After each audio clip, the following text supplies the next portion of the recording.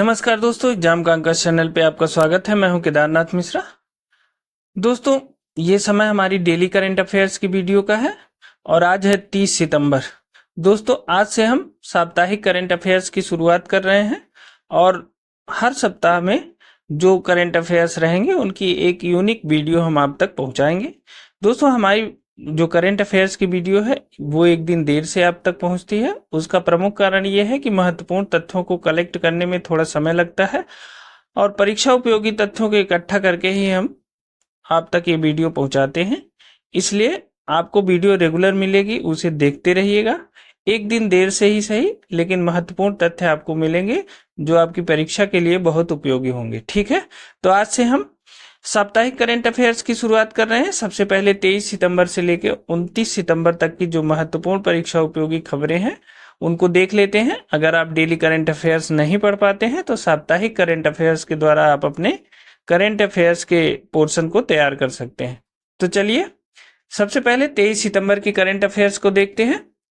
देखिए, पहला तथ्य है, भारत के FSSAI ने किस देश के कृषि और पशुधन मंत्रालय के साथ समझौता किया है? तो वह किया है ब्राजील के साथ। ठीक है ना। तो भारत के FSSAI, इसका फुल फॉर्म क्या है? इसका फुल फॉर्म है food safety and standard authority of India. FSSAI का मतलब क्या है? Food safety and standard authority of India ने किस देश के कृषि और पशुधन मंत्रालय के साथ समझौता किया है? तो ब्राजील के साथ। ठीक है। अगला महत्वपूर्ण तथ्य देखते हैं। विश्व के सबसे ऊंचे बांस टावर का लोकार्पण कहां पर किया गया है? तो यह छत्तीसगढ़ में किया गया है, बेमेतरा में।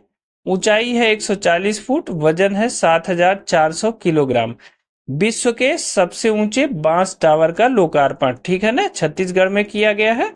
इसकी ऊंचाई है 140 फुट और वजन है 7400 किलोग्राम। ठीक है। अगला महत्वपूर्ण तथ्य है, हाल ही में भारत और किस देश की वायुसेना ने ईस्टर्न ब्रिज 7 युद्ध अभ्यास सफलतापूर्वक पूरा किया? तो भारत और किस देश की वायुसेना ने? ओमान ने। ठीक है। तो भारत और ओमान की वायुसेना के बीच जो है ईस्टर्न ब्रिज युद्धाभ्यास होता है, उसका 7वां संस्करण इस बार संपन्न हुआ अभी। तो भारत और ओमान की वायुसेना के बीच में ईस्टर्न ब्रिज युद्धाभ्यास संपन्न हुआ है। ठीक है ना, इसे याद रखिएगा। यह प्रश्न ऐसे भी पूछा जा सकता है कि ईस्टर्न ब्रिज युद्धाभ्यास किन दो देशों की सेनाओं के बीच होता है? तो भारत और ओमान की वायुसेनाओं के बीच होता है। ठीक है ना। अगला महत्वपूर्ण तथ्य है, गुजरात में आयोजित प्रथम खेलो इंडिया महिला ताइक्वांडो लीग चरण 1 में व्यक्तिगत अंडर 30 वर्ग में नाजिरा बानो ने कौन सा पदक जीता है? तो वह जीता है स्वर्ण पदक। ठीक है ना। सबसे पहले ये याद रखिएगा कि प्रथम खेलो इंडिया महिला ताइक्वांडो लीग कहाँ आयोजित किया गया? तो गुजरात में आयोजित किया गया। ठीक है, एक तथ्य हो गया। और दूसरा है, इसके लीग चरण 1 में व्यक्तिगत अंडर 30 वर्ग में नाजिरा बानो ने कौन सा पदक जीता है? तो स्वर्ण पदक। तो एक प्रश्न में आपको 2 तथ्य मिलते हैं। ठीक है ना, इन्हें याद रखिएगा। अगला महत्वपूर्ण तथ्य है, हाल ही में किस देश के राष्ट्रपति ने नई सरकार बनाने की घोषणा की है? तो वह फ्रांस है। ठीक है, फ्रांस के राष्ट्रपति ने नई सरकार बनाने की घोषणा की है। ठीक है ना, इसे याद रखिएगा। अगला महत्वपूर्ण तथ्य है, जॉर्जिया में गामा इंटरनेशनल फाइटिंग चैंपियनशिप में मिक्स्ड मार्शल आर्ट्स लड़ाई जीतने वाले पहले भारतीय पहलवान कौन बने हैं? तो वह बने हैं संग्राम सिंह। अब देखिए, गामा इंटरनेशनल फाइटिंग चैंपियनशिप कहाँ संपन्न हुआ? तो जॉर्जिया में संपन्न हुआ है और वहां मिक्स्ड मार्शल आर्ट लड़ाई जीतने वाले पहले भारतीय, याद रखिएगा, पहले भारतीय पहलवान कौन बने हैं? तो संग्राम सिंह बने हैं। ठीक है, तो संग्राम सिंह जॉर्जिया में आयोजित गामा इंटरनेशनल फाइटिंग चैंपियनशिप में मिक्स्ड मार्शल आर्ट्स लड़ाई जीतने वाले पहले भारतीय बने हैं। ठीक है ना। अगला महत्वपूर्ण तथ्य है, केंद्रीय वाणिज्य और उद्योग मंत्री पीयूष गोयल ने किस देश में इन्वेस्ट इंडिया के नए कार्यालय का उद्घाटन किया है? तो सिंगापुर में। यह तथ्य बहुत इंपॉर्टेंट है आपकी परीक्षा के लिए, इसे नोट जरूर कर लीजिएगा। इन्वेस्ट इंडिया के नए कार्यालय, बस यही पूछा जा सकता है। कि इन्वेस्ट इंडिया के नए कार्यालय का उद्घाटन हाल ही में कहाँ किया गया है? तो सिंगापुर में। ठीक है, और यह उद्घाटन किसने किया है? तो वाणिज्य और उद्योग मंत्री पीयूष गोयल ने किया है। ठीक है, तो केंद्रीय वाणिज्य और उद्योग मंत्री पीयूष गोयल ने इन्वेस्ट इंडिया के नए कार्यालय का उद्घाटन सिंगापुर में किया है। इस तथ्य को याद रखिएगा, बहुत इंपॉर्टेंट है। ठीक है ना। अब देखिए अगला महत्वपूर्ण तथ्य है, क्वाड शिखर सम्मेलन 2025 की मेजबानी कौन सा देश करेगा? तो वह करेगा भारत। ठीक है, क्वाड शिखर सम्मेलन 2025 की मेजबानी कौन सा देश करेगा? भारत करेगा। देखिए क्वाड शिखर सम्मेलन पहले भारत में ही होने वाला था 2024 में, लेकिन अमेरिका में चूंकि प्रेसिडेंशियल चुनाव हो रहे हैं तो वहां के राष्ट्रपति जो बाइडेन ने यहां आने में असमर्थता जताई और भारत से रिक्वेस्ट किया कि इस बार आप हमारे यहाँ होने दीजिए, अगली बार आपके यहाँ हो जाएगा। ठीक है, सम्मेलन। तो इसी समझौते के तहत भारत ने उनके रिक्वेस्ट को स्वीकार किया और इस बार का जो क्वाड शिखर सम्मेलन है वो अमेरिका में हो रहा है और 2025 का जो क्वाड शिखर सम्मेलन है वो भारत में होगा। अब क्वाड में कौन कौन से देश शामिल है?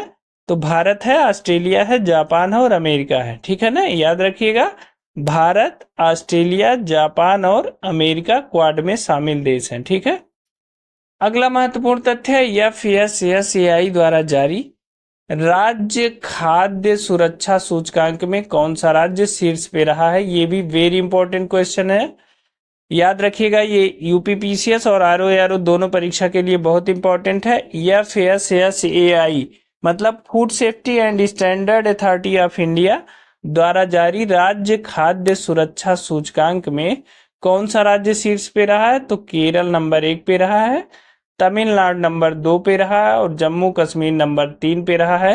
ये तीनों याद रखिएगा। ठीक है ना, राज्य खाद्य सुरक्षा सूचकांक में कौन सा राज्य शीर्ष पे रहा है? तो केरल 1 पे, तमिलनाडु दूसरे पे और जम्मू कश्मीर तीसरे पे। ठीक है, ये प्रश्न बहुत इंपॉर्टेंट है, मैं अभी से बता दे रहा हूं। ठीक है, अगला महत्वपूर्ण तथ्य देख लेते हैं, ऑस्ट्रेलिया के मेलबर्न विश्वविद्यालय ने भारत में कहां पर अपना वैश्विक केंद्र प्रारंभ किया? देखिए ऑस्ट्रेलिया का कौन सा विश्वविद्यालय है? मेलबर्न विश्वविद्यालय ने भारत में कहां पर अपना वैश्विक केंद्र प्रारंभ किया है?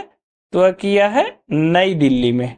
ठीक है, इसके पहले ऑस्ट्रेलिया के डेकिन विश्वविद्यालय ने भी एक अपना वो खोला है, कैंपस खोला है। तो वो कहाँ खोला है? वो गुजरात में खोला है। ठीक है ना, तो ऑस्ट्रेलिया के मेलबर्न विश्वविद्यालय ने भारत में कहां पर अपना वैश्विक केंद्र प्रारंभ किया है? तो नई दिल्ली में प्रारंभ किया है। ये भी इंपॉर्टेंट तथ्य है, इसे याद रखेंगे आप। अगला महत्वपूर्ण तथ्य देख लेते हैं, देखिए हाल ही में बेपी कोलंबो मिशन ने किस ग्रह के दक्षिणी ध्रुव की पहली बार फोटो ली है? तो वह लिया है बुध ग्रह के। ठीक है ना, कौन सा मिशन है? बेपी कोलंबो मिशन, याद रखिएगा, ये प्रश्न बहुत इंपॉर्टेंट है। बेपी कोलंबो मिशन किस ग्रह से संबंधित है? तो यह है बुध ग्रह से। ठीक है ना, इसने क्या किया है? बुध ग्रह के दक्षिणी ध्रुव की पहली बार फोटो ली है। ठीक है ना, तो बेपी कोलंबो मिशन जो है बुध ग्रह के दक्षिणी ध्रुव की पहली बार फोटो लिया है और इस मिशन को 2018 में लॉन्च किया गया था। इसमें किसने लॉन्च किया था? तो European space agency plus JAXA मतलब जापान की स्पेस एजेंसी ने इसको मिलकर लॉन्च किया था। कौन सा मिशन है? बेपी कोलंबो मिशन, और इसने किस ग्रह के दक्षिणी ध्रुव की पहली बार फोटो ली है? तो बुध ग्रह के दक्षिणी ध्रुव, जरूर याद रखिएगा, उसकी फोटो ली है और इस मिशन को 2018 में लॉन्च किया गया था। यूरोपियन स्पेस एजेंसी और प्लस जापान की स्पेस एजेंसी ने मिलकर इसे लॉन्च किया था। ठीक है ना, चलिए अगला महत्वपूर्ण तथ्य देख लेते हैं। देखिए संपत्ति क्षति वसूली अधिनियम लागू करने वाला भारत का तीसरा राज्य कौन सा बना है? तो वह बना है उत्तराखंड।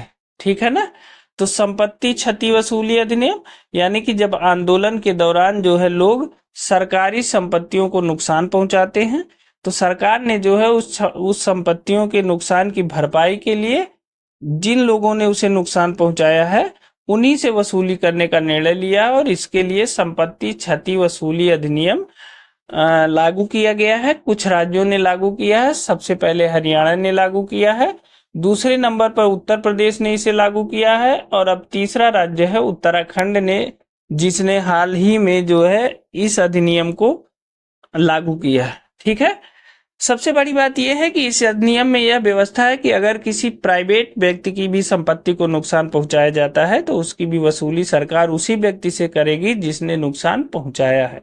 तो यह भी इंपॉर्टेंट तथ्य है, इसे ध्यान रखने वाली बात है। तो देखिए, सबसे पहले संपत्ति क्षति वसूली अधिनियम लागू करने वाला राज्य था हरियाणा, दूसरा राज्य था उत्तर प्रदेश, और तीसरा राज्य है अभी उत्तराखंड। ठीक है, तो इन्हें आप याद रखेंगे। ठीक है ना। चलिए अगला महत्वपूर्ण तथ्य देखते हैं। सितंबर 2024 में युवाओं को कौशल विकास प्रशिक्षण प्रदान करने के लिए आचार्य चाणक्य कौशल विकास योजना किस राज्य में शुरू की गई है? तो महाराष्ट्र में। ठीक है, आचार्य चाणक्य कौशल विकास योजना किस राज्य में शुरू की गई है? तो महाराष्ट्र में। और इस योजना का उद्देश्य क्या है? युवाओं को कौशल विकास में प्रशिक्षण देना। ठीक है ना, तो याद रखिएगा इसे। अगला महत्वपूर्ण तथ्य देखते हैं। भारत की कौन सी महिला बॉक्सर तेलंगाना पुलिस में डीएसपी के पद पर नियुक्त हुई है? तो निखत जरीन। ठीक है, ये महिला बॉक्सर हैं और इन्होंने ये तेलंगाना पुलिस में डीएसपी के पद पर नियुक्त हुई हैं। ठीक है, निखत जरीन। ठीक है, याद रखेंगे। अगला महत्वपूर्ण तथ्य देख लेते हैं। वर्ष 2024 का 6वां यूनिकॉर्न कौन बना है? तो वर्ष 2024 का केवल एक वर्ष की बात है, और इस वर्ष का 6वां यूनिकॉर्न कौन बना है? तो पहले ये बना है मनीव्यू। ठीक है, और मनीव्यू की स्थापना हुई थी 2014 में। इसके संस्थापक हैं पुनीत अग्रवाल और संजय अग्रवाल, और इसका मुख्यालय है बेंगलुरु। ठीक है ना, तो मनीव्यू जो है यह 2024 का भारत का 6वां यूनिकॉर्न बना है। ठीक है ना, इस तथ्य को याद रखिएगा। मनीव्यू की स्थापना 2014 में हुई थी। इसके संस्थापक पुनीत अग्रवाल और संजय अग्रवाल हैं, और इसका मुख्यालय है बेंगलुरु। ठीक है, चलिए अगला महत्वपूर्ण तथ्य देखते हैं। हाल ही में केंद्रीय कैबिनेट ने चंद्रयान 4 मिशन के लिए कितने करोड़ रुपए आवंटित किए हैं? तो केंद्रीय कैबिनेट ने चंद्रयान 4 मिशन के लिए 2104.06 करोड़ रुपए आवंटित किए हैं। ठीक है, तो कैबिनेट ने जो है केंद्र की कैबिनेट ने चंद्रयान 4 मिशन के लिए 2104.06 करोड़ रुपए आवंटित कर दिए। ठीक है ना, तो दोस्तों ये थे 23 सितंबर के महत्वपूर्ण करंट अफेयर्स। अब देख लेते हैं 24 सितंबर के महत्वपूर्ण करंट अफेयर्स के महत्वपूर्ण तथ्यों को देख लेते हैं। देखिए, पहला तथ्य है, हाल ही में हंगरी शतरंज ओलंपियाड का 45वां संस्करण किसने जीता? तो भारत ने जीता। ठीक है, हंगरी शतरंज ओलंपियाड का 45वां संस्करण किसने जीता है? तो भारत ने जीता है। याद रखिएगा, इंपॉर्टेंट है। अगला महत्वपूर्ण तथ्य है, हाल ही में श्रीलंका का राष्ट्रपति कौन बना है?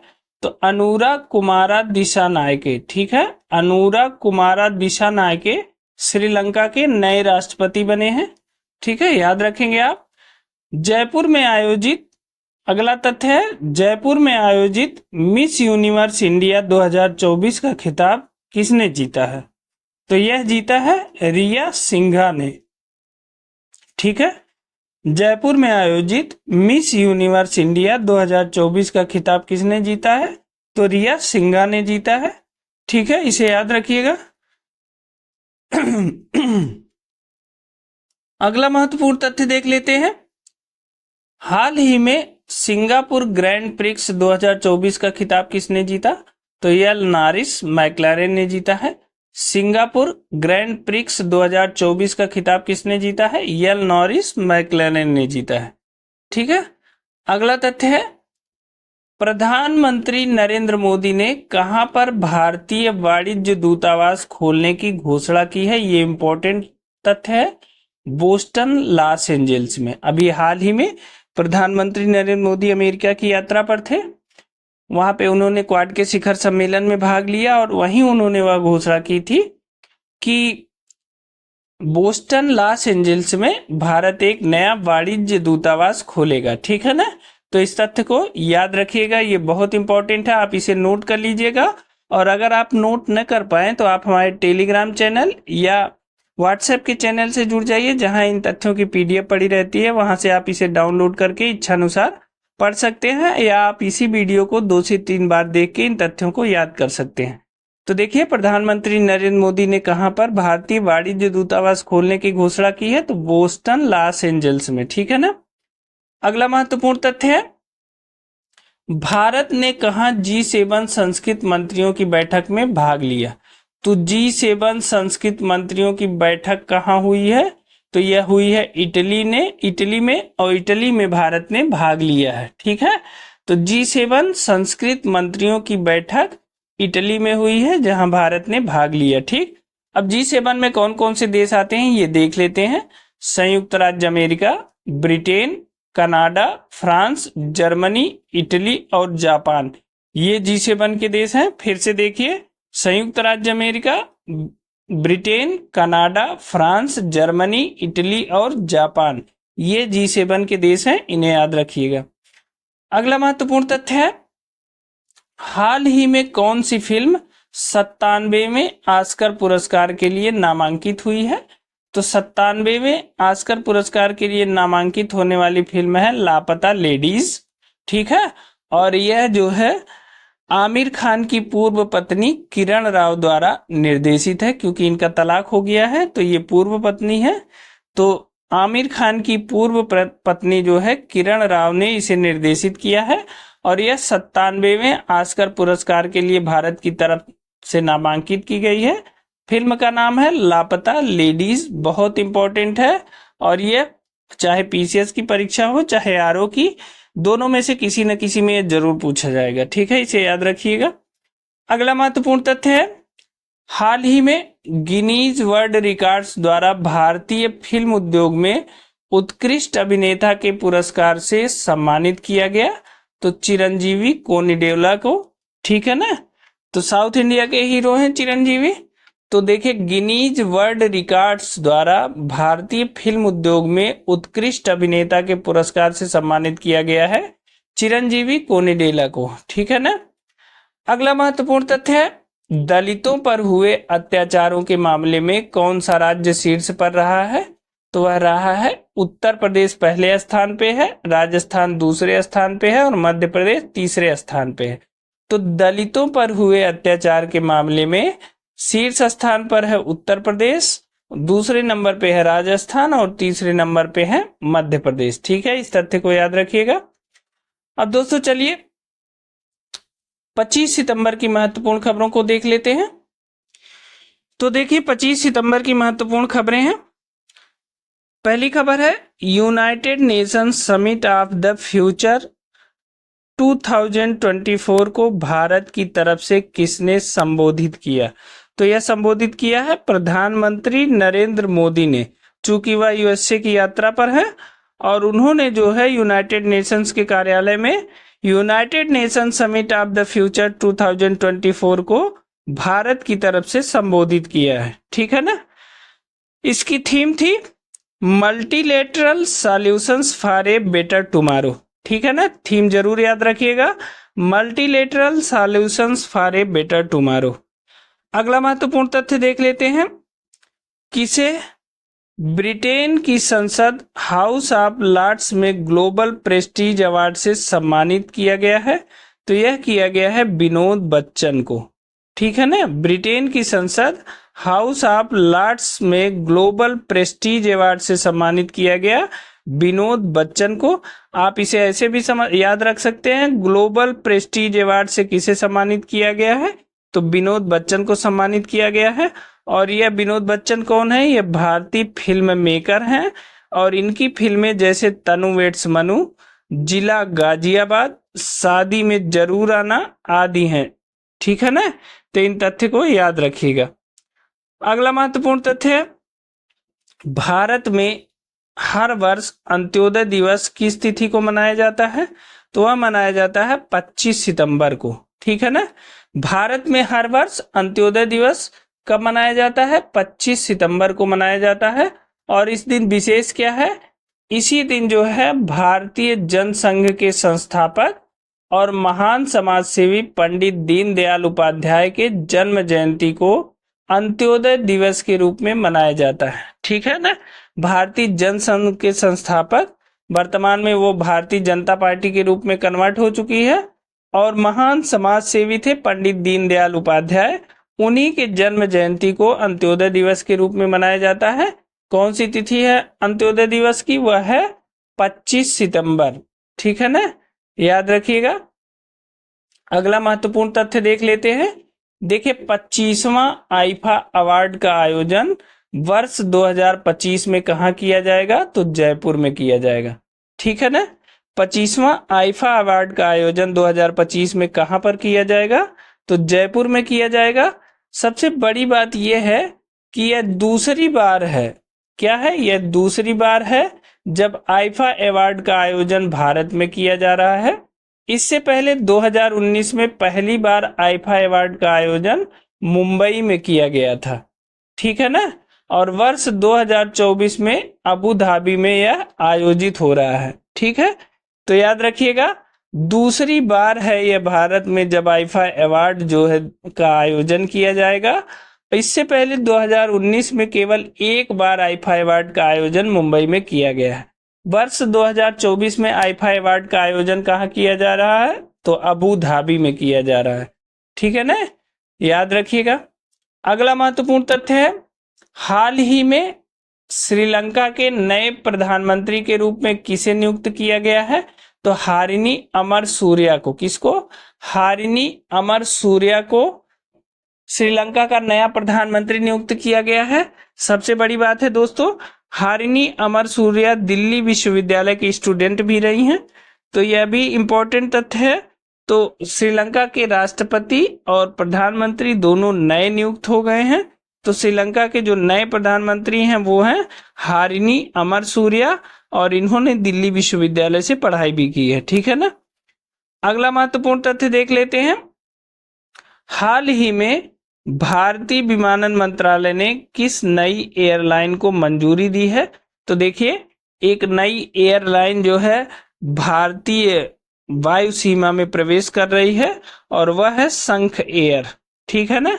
शंख एयर जो है, इसको भारतीय विमानन मंत्रालय ने मंजूरी दे दिया है, और यह जो है जल्द ही अपनी सेवाएं शुरू करेगा। ठीक है। अगला महत्वपूर्ण तथ्य देखते हैं। देखिए, 10वां राष्ट्रमंडल संसदीय संघ भारत क्षेत्र सम्मेलन कहाँ शुरू हुआ? तो यह शुरू हुआ नई दिल्ली में। प्रश्न को ध्यान से आराम से समझिएगा। 10वां राष्ट्रमंडल संसदीय संघ भारत क्षेत्र सम्मेलन कहाँ शुरू हुआ है? नई दिल्ली में शुरू हुआ। ठीक है। अगला महत्वपूर्ण तथ्य देखते हैं। टाटा स्टील द्वारा देश का सबसे बड़ा ब्लास्ट फर्नेस किस राज्य में चालू किया गया है? तो वह चालू किया गया उड़ीसा में। फर्नेस का मतलब क्या होता है? भट्ठी। ठीक है। तो जो है टाटा स्टील द्वारा देश की सबसे बड़ी जो है ब्लास्ट भट्ठी या ब्लास्ट फर्नेस किस राज्य में चालू किया गया है? तो यह उड़ीसा में चालू किया गया है। इंपॉर्टेंट है। अगला महत्वपूर्ण तथ्य देख लेते हैं। देखिए, क्वाड समूह द्वारा मंजूर कैंसर मूनशॉट पहल क्या है? तो कैंसर मूनशॉट जो पहल है, इसे क्वाड समूह ने मंजूरी दे दी है। यह क्या है? यह गर्भाशय ग्रीवा कैंसर का पता लगाना है और रोकथाम तथा उपचार का कार्य करता है। तो कैंसर मूनशॉट का कार्य क्या है? यह है गर्भाशय या ग्रीवा कैंसर का पता लगाना, रोकथाम तथा उपचार। मुख्य रूप से आप कह सकते हैं सर्वाइकल कैंसर की सर्वाइकल कैंसर का पता लगाना, उसकी रोकथाम और उसका उपचार कैंसर मूनशॉट से संबंधित है। यह तथ्य वेरी वेरी वेरी इंपॉर्टेंट है, इसे याद रखिएगा। और यह जो है हाल ही में होने वाली जो परीक्षाएं हैं उनमें जरूर पूछा जाएगा। क्वाड समूह ने कैंसर मूनशॉट पहल को जो है मंजूरी प्रदान कर दिया है, और क्वाड जो कैंसर मूनशॉट है उसका उद्देश्य है सर्वाइकल कैंसर का पता लगाना, उसका रोकथाम तथा उपचार। तो यह बहुत इंपॉर्टेंट है, आप इसे जरूर नोट कर लीजिएगा। ठीक है, नहीं तो इस वीडियो को 2 से 3 बार जरूर देख लीजिएगा। अगला महत्वपूर्ण तथ्य देख लेते हैं। क्वाड समिट 2024 के दौरान अमेरिका ने कितने भारतीय पुरावशेष लौटाए हैं? तो देखिए, क्वाड समिट के दौरान अमेरिका ने भारतीय पुरावशेष या एंटीक्विटीज भारत को लौटाए हैं कुल 297 एंटीक्विटीज। ठीक है ना। ये ऐसे पुरावशेष हैं जो भारत से चुरा करके या किसी अन्य विधि से अमेरिका में पहुंच गए हैं और वहां नीलामी या अन्य विधियों से बचा के वहां की सरकार ने अपने पास सुरक्षित रखा है। तो भारतीय प्रधानमंत्री जब क्वाड शिखर सम्मेलन में भाग लेने के लिए गए तो वहां अमेरिका के राष्ट्रपति ने इन्हें 297 भारतीय पुरावशेषों को लौटाया है। तो इसे याद रखिएगा कि क्वाड समिट 2024 के दौरान अमेरिका ने कितने भारतीय पुरावशेष लौटाए हैं? तो कुल लौटाए हैं 297। ठीक है ना। और 2014 से अब तक, यानी जब से नरेंद्र मोदी जी की सरकार बनी है तब से अब तक कुल 640 भारतीय पुरावशेष या एंटीक्विटीज भारत लाए जा चुके हैं। तो यह इंपॉर्टेंट है, कुल 640 भारतीय पुरावशेष भारत लाए जा चुके हैं 2014 से अब तक। ठीक है। अब चलिए 26 और 27 सितंबर के महत्वपूर्ण तथ्यों को देखते हैं। ठीक है। तो सबसे पहले 26 सितंबर के महत्वपूर्ण तथ्यों को देखेंगे, फिर 27 सितंबर के। ठीक है। तो चलिए 26 सितंबर का पहला तथ्य है, दक्षिण पूर्व एशिया में किस देश ने हाल ही में समलैंगिक विवाह को कानूनी दर्जा दिया है? तो वह है थाईलैंड। थाईलैंड ने समलैंगिक विवाह को कानूनी दर्जा दे दिया है। तो दक्षिण पूर्व एशिया में किस देश ने हाल में समलैंगिक विवाह को कानूनी दर्जा दिया? थाईलैंड ने। ठीक है ना। अगला महत्वपूर्ण तथ्य है, 55वां भारतीय अंतर्राष्ट्रीय फिल्म महोत्सव कहाँ आयोजित किया जाएगा? तो गोवा में। 55वां भारतीय अंतर्राष्ट्रीय फिल्म महोत्सव कहाँ आयोजित किया जाएगा? गोवा में आयोजित किया जाएगा। अगला महत्वपूर्ण तथ्य देख लेते हैं। देखिए, लोवी इंस्टीट्यूट द्वारा जारी एशिया पावर इंडेक्स 2024 में भारत का स्थान है 3रा। ठीक है। लोवी इंस्टीट्यूट ने हाल ही में एशिया पावर इंडेक्स 2024 जारी किया है जिसमें भारत का स्थान है 3रा। देख लेते हैं, इसमें पहला स्थान है देखिए अमेरिका का, दूसरा स्थान है चीन का और तीसरा स्थान हो गया भारत का। भारत ने जापान को रिप्लेस कर दिया है। तो देखिए, लोवी इंस्टीट्यूट द्वारा जारी एशिया पावर इंडेक्स 2024 में भारत का स्थान है 3रा। पहले पे अमेरिका है, दूसरे पे चीन है, तीसरे पे भारत है और चौथे पे जापान है। इस तथ्य को याद रखिएगा, यह बहुत इंपॉर्टेंट है। मैं पहले से इसे इंपॉर्टेंट बता दे रहा हूं, आप इसे नोट कर लीजिएगा। अगला महत्वपूर्ण तथ्य देख लेते हैं। देखिए, हाल ही में प्रत्याशा रे को किस पुरस्कार से के लिए चुना गया है? तो एकलव्य पुरस्कार जो है उनको दिया गया है। किसको? प्रत्याशा रे। हाल ही में प्रत्याशा रे को किस पुरस्कार के लिए चुना गया है? तो एकलव्य पुरस्कार के लिए। ठीक है। अब देख लेते हैं प्रत्याशा रे हैं कौन। तो देखिए, प्रत्याशा रे उड़ीसा की एक तैराक हैं। ठीक है। इन्होंने इस वर्ष गुवाहाटी में आयोजित खेलो इंडिया यूनिवर्सिटी गेम्स में 4 गोल्ड मेडल, 1 सिल्वर मेडल और 1 ब्रांज मेडल जीता था। इसीलिए इन्हें एकलव्य पुरस्कार 2024 के लिए चुना गया है। ठीक है ना। तो आप इनके बारे में जान गए। यह उड़ीसा की एक तैराक हैं और इन्होंने इस वर्ष गुवाहाटी में आयोजित, अब देखिए यहाँ एक प्रश्न और बनता है कि इस वर्ष यानी वर्ष 2024 में खेलो इंडिया यूनिवर्सिटी गेम्स का आयोजन कहाँ हुआ? तो गुवाहाटी में हुआ। ये इंपॉर्टेंट है, इसे अलग से नोट कर लीजिएगा कि इस वर्ष यानी वर्ष 2024 में खेलो इंडिया यूनिवर्सिटी गेम्स का आयोजन कहाँ हुआ? तो गुवाहाटी में हुआ। और प्रत्याशा रे ने इसी खेल में 4 गोल्ड मेडल, 1 सिल्वर मेडल और 1 ब्रांज मेडल जीता था। इसीलिए इन्हें एकलव्य पुरस्कार 2024 के लिए चुना गया है। ठीक है। अगला महत्वपूर्ण तथ्य देख लेते हैं। हाल ही में कौन सा देश भारत से हथियारों के बड़े आयातक के रूप में उभरा है? तो वह है आर्मीनिया।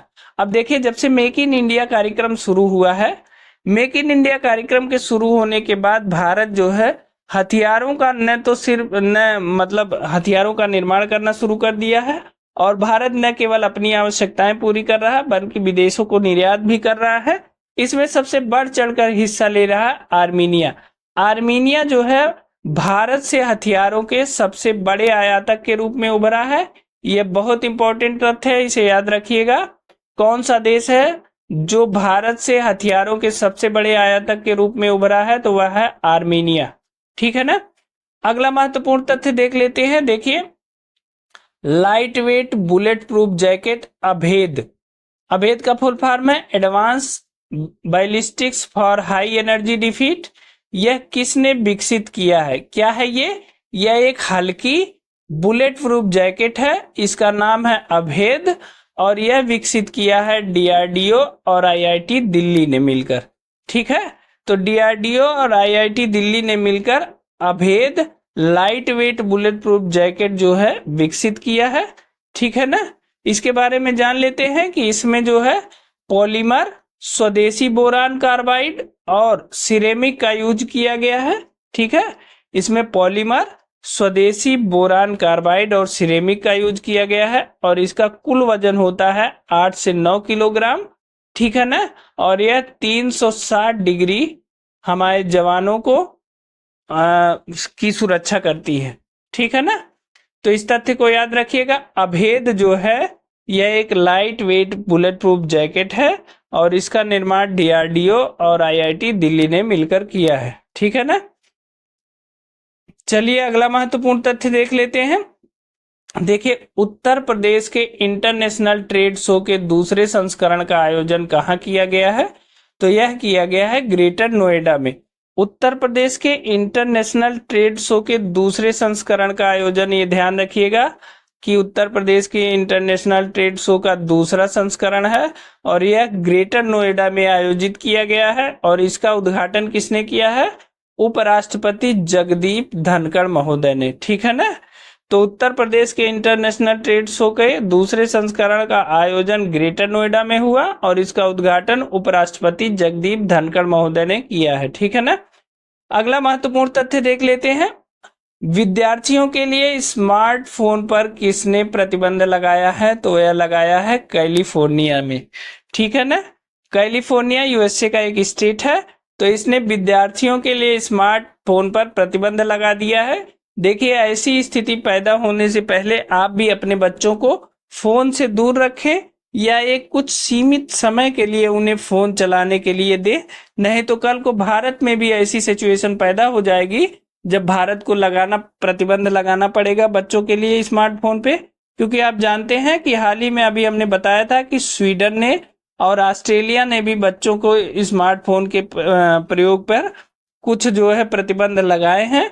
उसी कड़ी में कैलिफोर्निया ये तीसरा राज्य है, दो देश, और यह एक तीसरे देश का एक राज्य है जिसने अपने विद्यार्थियों के लिए स्मार्टफोन पर प्रतिबंध लगा दिया है। ठीक है ना। तो इसे आप भी फॉलो करें। अगला महत्वपूर्ण तथ्य है periodic labour force survey report 2024 हाल ही में किस संस्था ने जारी किया है? फिर से सुनिए, periodic labour force survey report 2024 हाल ही में किस संस्था ने जारी किया है? तो राष्ट्रीय सांख्यिकी कार्यालय द्वारा ये जारी किया गया है, और इसमें भारत की बेरोजगारी दर, बेरोजगारी के प्रकार आदि चीजों का वर्णन किया गया है। आपको सिर्फ इतना याद रखना है कि periodic labour force survey report 2024 किस संस्था ने जारी किया है? तो राष्ट्रीय सांख्यिकी कार्यालय द्वारा। ठीक है ना।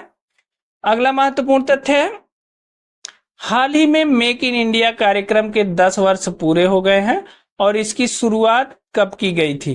तो देखिए, मेक इन इंडिया कार्यक्रम के 10 वर्ष पूरे हो गए हैं, और इसकी शुरुआत की गई थी 25 सितंबर 2014 को। वेरी वेरी इंपॉर्टेंट क्वेश्चन है ये, मिलान करने को जरूर पूछ सकता है कि 3-4 योजनाएं दे दे और उसमें इस तिथि को मिलाने को पूछ ले। कई बार पूछा भी है लोक सेवा आयोग ने। तो आप याद रखिएगा कि मेक इन इंडिया कार्यक्रम की शुरुआत हुई है 25 सितंबर 2014 को। अभी हाल ही में इसके 10 वर्ष पूरे हुए हैं, इसलिए ये बहुत इंपॉर्टेंट है, आप इसे जरूर याद रखिएगा।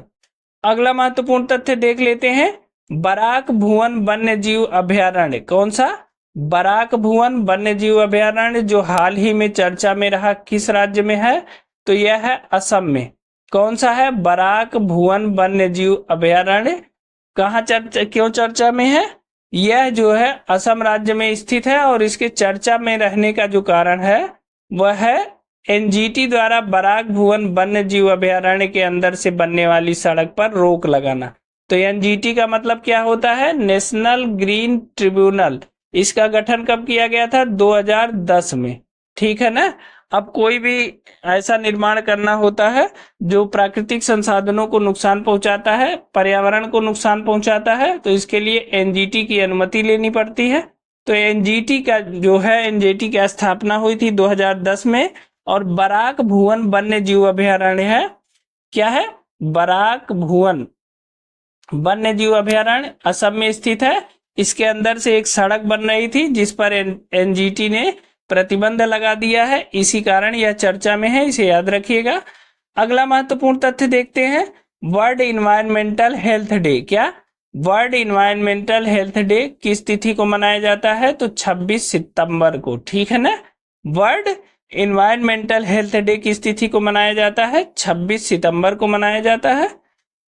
अगला महत्वपूर्ण तथ्य देख लेते हैं। देखिए, दिल्ली के उपराज्यपाल ने दिल्ली में वायु प्रदूषण को रोकने के लिए किस पहल की शुरुआत की है? तो अभी देखिए दोस्तों, ठंडियों का मौसम आने वाला है और जल्दी ही दिल्ली जो है गैस चैम्बर के रूप में कन्वर्ट हो जाएगी। तो दिल्ली के उपराज्यपाल ने जो है दिल्ली में वायु प्रदूषण को रोकने के लिए धूल मुक्त दिल्ली अभियान की शुरुआत की है। ठीक है ना। धूल मुक्त दिल्ली अभियान पहल की शुरुआत की गई है। अगला महत्वपूर्ण तथ्य देख लेते हैं। देखिए, CO2 से मेथेनॉल बनाने के लिए भारत के पहले पायलट प्लांट की आधारशिला हाल ही में किस राज्य में रखी गई है?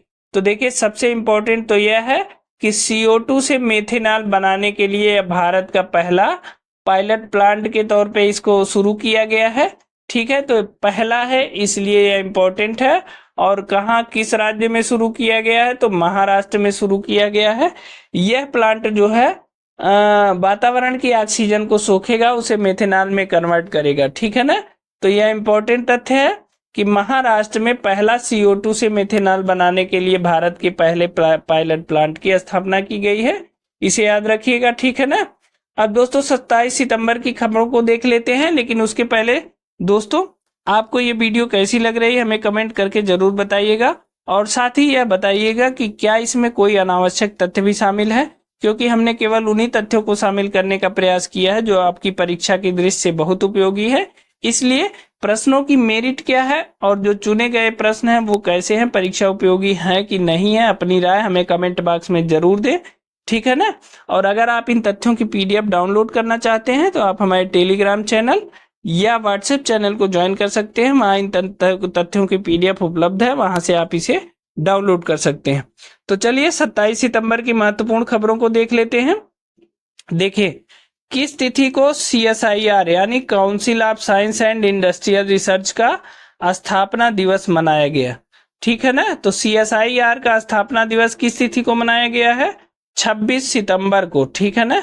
यह 26 सितंबर 1942 को स्थापित हुआ था। ठीक है ना। तो 26 सितंबर 1942 को इसकी स्थापना हुई थी और इस बार जो है 83वां स्थापना दिवस जो है यह अपना मना रहा है। ठीक है। तो किस तिथि को CSIR का स्थापना दिवस मनाया गया है? तो 26 सितंबर को मनाया गया और यह 1942 में स्थापित हुआ था। ठीक है ना। तो यह इंपॉर्टेंट तथ्य है। चलिए अगला महत्वपूर्ण तथ्य देख लेते हैं। देखिए, हाल ही में जारी ग्लोबल इनोवेशन इंडेक्स में शीर्ष पर कौन सा देश है? तो वह देश है स्विट्जरलैंड। ठीक है ना। हाल ही में जारी ग्लोबल इनोवेशन इंडेक्स में शीर्ष स्थान पर रहने वाला देश है स्विट्जरलैंड है। ठीक है। तो स्विट्जरलैंड के बाद ये बताइए भारत का स्थान कौन सा है? तो भारत का स्थान है 39वां स्थान है। ठीक है। तो ग्लोबल इनोवेशन इंडेक्स में भारत का स्थान है 39 और पहला स्थान किसका है? स्विट्जरलैंड। जबकि भारत का पिछले वर्ष जो स्थान था वो 40वां था। तो भारत ने 1 अंक का सुधार किया है। ठीक है ना। 1 अंक का सुधार किया है। तो भारत 39वें स्थान पर है और स्विट्जरलैंड पहले स्थान पर है ग्लोबल इनोवेशन इंडेक्स में। ठीक है। अगला महत्वपूर्ण तथ्य देख लेते हैं। देखिए, हाल ही में किस राज्य में देश का पहला कागज रहित पंचायत चुनाव कराया गया? देखिए बहुत महत्वपूर्ण तथ्य है, प्रश्न को ध्यान से समझ लीजिए। हाल ही में किस राज्य में देश का पहला, ठीक है, इसको याद रखिए, पहला कागज रहित, ये भी इंपॉर्टेंट है, और पंचायत चुनाव, ठीक है। तो देश का पहला कागज रहित पंचायत चुनाव किस राज्य में कराया गया है? मध्य प्रदेश में कराया गया है, और यह भोपाल जिले के बैरसिया विकास खंड में रतुआ रतनपुर ग्राम पंचायत में कराया गया है। इंपॉर्टेंट है, वेरी वेरी वेरी इंपॉर्टेंट है, ठीक है ना। हाल ही में किस राज्य में देश का पहला कागज रहित पंचायत चुनाव कराया गया? तो मध्य प्रदेश में कराया गया है, भोपाल जिले के बैरसिया विकास खंड में रतुआ रतनपुर ग्राम पंचायत में, ठीक है ना, इसे याद रखेंगे आप। अगला महत्वपूर्ण तथ्य है, हाल ही में दीपक सी मेहता को किस अवार्ड से सम्मानित किया गया है? तो दीपक सी मेहता को ICC life time achievement award 2023 से सम्मानित किया गया है, ठीक है ना। दीपक सी मेहता को ICC life time achievement award 2023 से सम्मानित किया गया है। अगला महत्वपूर्ण तथ्य है, हाल ही में ग्लोबल रेटिंग एजेंसी मूडीज ने 2024 के लिए भारत की जीडीपी ग्रोथ रेट को 6.8% से बढ़ाकर कितना कर दिया है? तो 7.1%, ठीक है ना। तो ग्लोबल रेटिंग एजेंसी मूडीज है, और इसने 2024 के लिए पहले भारत की जीडीपी ग्रोथ रेट को 6.8 का अनुमान लगाया था, लेकिन इस समय इसने इसे बढ़ाकर कर दिया है 7.1%। यानी अब मूडीज के अनुसार जो भारत के जीडीपी की ग्रोथ है वो 2024 में 7.1% की दर से होगी, ठीक है ना। अब अगला महत्वपूर्ण तथ्य देख लेते हैं। देखिए विश्व पर्यटन दिवस 2024 की थीम क्या है? टूरिज्म एंड पीस, ठीक है। विश्व पर्यटन दिवस किस तिथि को मनाया जाता है? 27 सितंबर को। विश्व पर्यटन दिवस कब मनाया जाता है? 27 सितंबर को मनाया जाता है, और इस वर्ष विश्व पर्यटन दिवस की थीम है टूरिज्म एंड पीस, ठीक, तो इसे आप याद रखेंगे। अगला महत्वपूर्ण तथ्य है, IBSF world men's 6 red snooker championship 2024 का खिताब किस भारतीय स्नूकर खिलाड़ी ने अपने नाम किया? तो यह किया है कमल चावला ने। फिर से इस तथ्य को याद रखिए, याद करिए, IBSF world men's 6 red snooker championship 2024 का खिताब किस भारतीय स्नूकर खिलाड़ी ने अपने नाम किया है? तो वह किया है कमल चावला ने। यह प्रश्न बहुत इंपॉर्टेंट है, क्योंकि दोस्तों इसके पहले इसको जीते थे पंकज आडवाणी, तब यह प्रश्न लोक सेवा आयोग ने पूछा था, तो यह बहुत इंपॉर्टेंट है। IBSF world men's 6 red snooker championship 2024 का खिताब किस भारतीय स्नूकर खिलाड़ी ने जीता है? तो कमल चावला ने, ठीक है। और इसका उपविजेता कौन रहा है? उपविजेता रहे असजाद इकबाल, पाकिस्तान के हैं, और इसका आयोजन हुआ है मंगोलिया के उलन बटोर में, ठीक है। अगला महत्वपूर्ण तथ्य देख लेते हैं। देखिए 26 सितंबर को प्रधानमंत्री नरेंद्र मोदी द्वारा 3 परम रुद्र सुपर कंप्यूटर का अनावरण किया गया। इसका निर्माण किसने किया है? याद रखिए, पहले प्रश्न को ध्यान से पढ़िए। 26 सितंबर को प्रधानमंत्री नरेंद्र मोदी द्वारा 3 परम रुद्र सुपर कंप्यूटर, इस तथ्य को याद रखिए, परम रुद्र सुपर कंप्यूटर का अनावरण किया गया। अब इसका निर्माण किसने किया आपको ये बताना है। तो सीडैक पुणे ने किया है, ठीक है ना, सीडैक पुणे ने किया है। सी मतलब centre for development of advance computing, CDAC का मतलब है centre for development of advance computing. CDAC Pune ने परम रुद्र सुपर कंप्यूटर का निर्माण किया है, और इसका निर्माण किसके तहत किया गया? नेशनल सुपर कंप्यूटिंग मिशन यानी एनएसएम के तहत इसका निर्माण किया गया है, ठीक है ना। अब इसमें कुछ तथ्य और देख लेते हैं। देखिए विश्व का सबसे तेज सुपर कंप्यूटर है वर्तमान में फ्रंटियर अमेरिका का है, ठीक है। तो वर्तमान में विश्व का सबसे तेज सुपर कंप्यूटर है फ्रंटियर अमेरिका का, और भारत का सबसे तेज सुपर कंप्यूटर है वर्तमान में एरावत। इन दोनों तथ्यों को याद रखिएगा कि विश्व का सबसे तेज सुपर कंप्यूटर कौन सा है? फ्रंटियर अमेरिका का, और भारत का सबसे तेज सुपर कंप्यूटर कौन है? एरावत। इन दोनों तथ्यों को याद रखिएगा, ठीक है ना। तो देखिए 28 सितंबर की महत्वपूर्ण खबरें देखते हैं। 28 सितंबर की खबरों में जो पहला तथ्य है वह है जापान का नया प्रधानमंत्री किसे चुना गया है? तो यह चुना गया है शिगेरू इशिबा को, ठीक है। तो जापान के जो नए प्रधानमंत्री हैं वह कौन बने हैं? Shigeru Ishiba. यह इंपॉर्टेंट है, इन्हें याद रखिएगा। जापान के नए प्रधानमंत्री शिगेरू इशिबा बने हैं, ठीक है ना। अगला महत्वपूर्ण तथ्य देख लेते हैं। देखिए हाल ही में संसद की विदेश मामलों की समिति का अध्यक्ष किसे नियुक्त किया गया है? बहुत इंपॉर्टेंट है। संसद की विदेश मामलों की समिति का अध्यक्ष किसे नियुक्त किया गया है? शशि थरूर को, ठीक है। इस तथ्य को याद रखिएगा।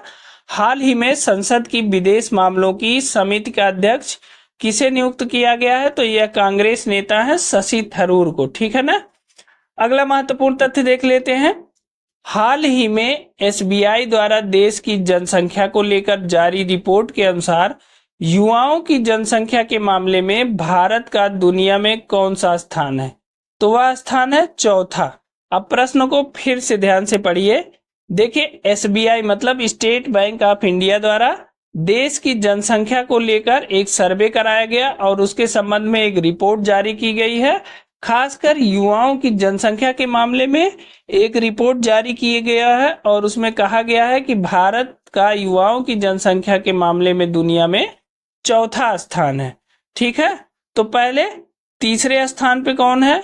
तो देखिए सबसे युवा देश के रूप में जो है नाइजीरिया को बताया गया है। दूसरे नंबर पर युवाओं की जनसंख्या सबसे ज्यादा कहाँ है? फिलीपींस में। और तीसरे नंबर पे है बांग्लादेश, ठीक है। इन तीनों के बाद जो है सबसे ज्यादा युवा जनसंख्या वाला चौथा देश है भारत, ठीक है। तो इसे याद रखिएगा। साथ ही इस तथ्य को भी आप याद रखेंगे, देश की औसत उम्र वर्ष 2024 में 28 से 29 वर्ष हो गई है, ठीक है ना। जो वर्ष 2021 में 24 वर्ष थी। तो आप औसत उम्र से संबंधित प्रश्न लोक सेवा आयोग ने पूछा है, आप ये जरूर याद रखिएगा कि देश की औसत उम्र वर्ष 2024 में 28 से 29 वर्ष हो गई है, जो वर्ष 2021 में 24 वर्ष थी, ठीक है ना। अगला महत्वपूर्ण तथ्य देखते हैं। देखिए विश्व पर्यटन दिवस पर पर्यटन मंत्रालय ने कौन सी पर्यटन पहल की शुरुआत की है? तो देखिए पर्यटन दिवस किस तिथि को मनाया जाता है?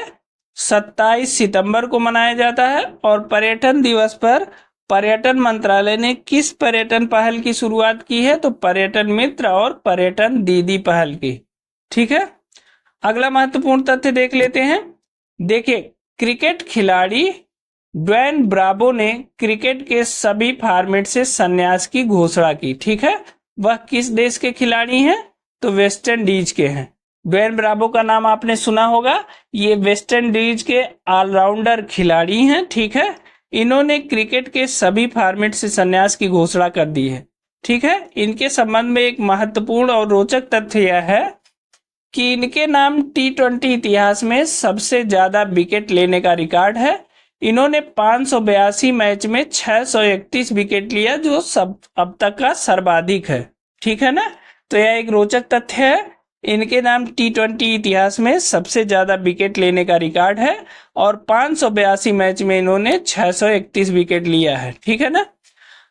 अगला महत्वपूर्ण तथ्य देख लेते हैं। देखिए नेपाल का सबसे बड़ा व्यापारिक साझेदार देश कौन सा है? तो वह है भारत। भारत जो है नेपाल का सबसे बड़ा व्यापारिक साझेदार देश है, ठीक है। अगला महत्वपूर्ण तथ्य देख लेते हैं। हाल ही में ग्लोबल एरोस्पेस समिट का शुभारंभ कहाँ हुआ है? तो वह हुआ अबू धाबी में, ठीक है। ग्लोबल एरोस्पेस समिट का शुभारंभ कहाँ हुआ है? अबू धाबी में हुआ है। अगला महत्वपूर्ण तथ्य देख लेते हैं। विश्व दूरसंचार मानकीकरण सभा की मेजबानी कौन सा देश करेगा? तो भारत करेगा। क्या है? विश्व दूरसंचार मानकीकरण सभा की मेजबानी कौन सा देश करेगा? भारत करेगा, ठीक है। अगला महत्वपूर्ण तथ्य देख लेते हैं। देखिए किसने एशियाई सर्वोच्च लेखा परीक्षा संस्थानों के संगठन की अध्यक्षता संभाली है? तो यह गिरीश चंद्र मुर्मू ने संभाली है। ठीक है ना। किसने एशियाई सर्वोच्च लेखा परीक्षा संस्थानों के संगठन की अध्यक्षता संभाली है? तो वह गिरीश चंद्र मुर्मू ने संभाली है। यह वर्तमान में भारत के सीएजी भी हैं। ठीक है ना, इस तथ्य को भी याद रखिएगा। हम अपने साप्ताहिक करंट अफेयर्स के आखिरी पड़ाव पर आ गए हैं और 29 सितंबर की महत्वपूर्ण परीक्षा उपयोगी खबरों को देख लेते हैं। देखिए, पहली खबर है, हाल ही में भारत और चीन के बीच होने वाले दूसरे जैव ऊर्जा सम्मेलन का उद्घाटन कहाँ किया गया है? तो यह किया गया है नई दिल्ली में। ठीक है ना। हाल ही में भारत और चीन के बीच होने वाले दूसरे जैव ऊर्जा सम्मेलन का उद्घाटन कहाँ किया गया है? नई दिल्ली में किया गया है। ये बहुत इंपॉर्टेंट है, याद रखिएगा। दूसरा महत्वपूर्ण तथ्य है, स्मॉल फाइनेंस बैंक SFB के निदेशकों का सम्मेलन RBI द्वारा कहां पर आयोजित किया गया है? तो यह किया गया बेंगलुरु में। ठीक है। स्मॉल फाइनेंस बैंक यानी SFB के निदेशकों का सम्मेलन RBI द्वारा कहां किया गया है? तो बेंगलुरु में आयोजित किया गया है। यह तथ्य इंपॉर्टेंट है। ठीक है। अगला महत्वपूर्ण तथ्य है, वर्ष 2024 का सर्वश्रेष्ठ पर्यटन गांव किसे घोषित किया गया है? तो यह एंड्रो गांव को घोषित किया गया है और यह मणिपुर राज्य में स्थित है। ठीक है ना। अभी हाल ही में 27 सितंबर को पर्यटन दिवस मनाया गया है, तो उसी संबंध में पर्यटन गांव की भी घोषणा की गई है। तो वर्ष 2024 का सर्वश्रेष्ठ पर्यटन गांव किसे घोषित किया गया है? एंड्रो गांव, मणिपुर को। ठीक है। अगला महत्वपूर्ण तथ्य है, हाल ही में भारत ने किस देश के साथ द्विपक्षीय निवेश संधि पर हस्ताक्षर किया है? तो वह है उज्बेकिस्तान। दोस्तों, इस तथ्य को फिर से देखिएगा क्योंकि ये बहुत इंपॉर्टेंट तथ्य है। हाल ही में भारत ने किस देश के साथ द्विपक्षीय निवेश संधि पर हस्ताक्षर किया है? तो वह है उज्बेकिस्तान। हाल ही में वित्त मंत्री निर्मला सीतारमण जी उज्बेकिस्तान के दौरे पर थी और वहां उन्होंने उज्बेकिस्तान के साथ भारत और उज्बेकिस्तान के बीच द्विपक्षीय निवेश संधि पर हस्ताक्षर किया है। यह तथ्य इंपॉर्टेंट है, मैं अभी से बता दे रहा हूं, आप इसे नोट कर सकते हैं। अगला महत्वपूर्ण तथ्य देखते हैं, हाल ही में 109 वर्ष की उम्र में पद्मश्री विजेता पप्पम्मल, क्या है? पप्पम्मल का निधन हो गया है। वह क्यों प्रसिद्ध थी? तो यह एक जैविक किसान थी, एक महिला थी, बहुत बुजुर्ग माँ थी। 109 वर्ष की उम्र में 109 वर्ष की उम्र में इनका निधन हुआ है। इन्हें पद्मश्री से सम्मानित किया गया था और यह एक जैविक किसान थी। ठीक है ना। अगला महत्वपूर्ण तथ्य देख लेते हैं, हाल ही में एशियाई विकास बैंक ADB ने वित्त वर्ष 2024 में भारत की GDP वृद्धि दर कितने प्रतिशत रहने का अनुमान लगाया है? तो 7% का लगाया है। ठीक है ना। अभी हमने ऊपर आपको बताया था मूडीज ने कितना लगाया है, तो मूडीज ने 7.1% GDP ग्रोथ रेट का अनुमान लगाया है, जबकि हाल ही में एशियाई विकास बैंक यानी ADB ने वित्त वर्ष 2024 में भारत की GDP वृद्धि दर 7% रहने का अनुमान लगाया है। ठीक है ना। तो चलिए अगला महत्वपूर्ण तथ्य देख लेते हैं, हाल ही में जारी विश्व प्रतिभा रैंकिंग में भारत का कौन सा स्थान है? तो 58वां स्थान है। ठीक है। तो विश्व प्रतिभा रैंकिंग में भारत का स्थान है 58वां। इस तथ्य को याद रखिएगा। ठीक है। तो दोस्तों, ये थे हमारे साप्ताहिक करंट अफेयर्स के महत्वपूर्ण तथ्य जो परीक्षा की दृष्टि से बहुत उपयोगी हैं। इसमें कई ऐसे प्रश्न हैं जिन्हें आप आने वाली परीक्षाओं के लिए बिल्कुल आउट समझ सकते हैं, वह परीक्षा में जरूर पूछे जाएंगे। ठीक है ना। दूसरी सबसे बड़ी बात है दोस्तों, हमने केवल उन्हीं तथ्यों को शामिल करने का प्रयास किया है जो अक्सर परीक्षाओं में पूछे जाते हैं। फिर भी इस संबंध में अगर आपका कोई सुझाव है तो आप हमें जरूर दे सकते हैं। हमारे प्रश्नों की जो श्रृंखला है वो आपको कैसी लगी हमें कमेंट करके जरूर बताइए।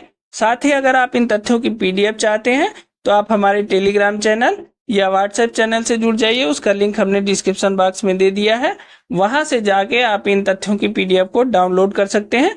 दोस्तों, अगर आप इस चैनल पे नए हैं तो इस चैनल को सब्सक्राइब जरूर कर लीजिए, साथ ही बेल आइकन भी जरूर दबाइए। साथ ही दोस्तों, यह आपकी सुविधा के लिए वीडियो हमने बनाया है साप्ताहिक करंट अफेयर्स। अगर आप रोज का करंट अफेयर्स नहीं पढ़ पाते हैं तो इकट्ठे कम समय में आप ये करंट अफेयर्स पढ़ सकते हैं।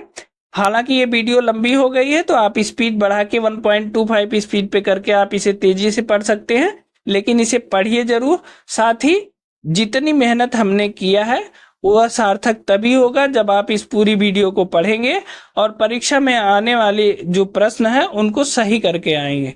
तो आप इस प्रश्न को जरूर पढ़िए। अगर वीडियो ये पसंद आई हो तो उसे लाइक जरूर करिएगा। मिलते हैं अगली वीडियो में कुछ नए तथ्यों के साथ।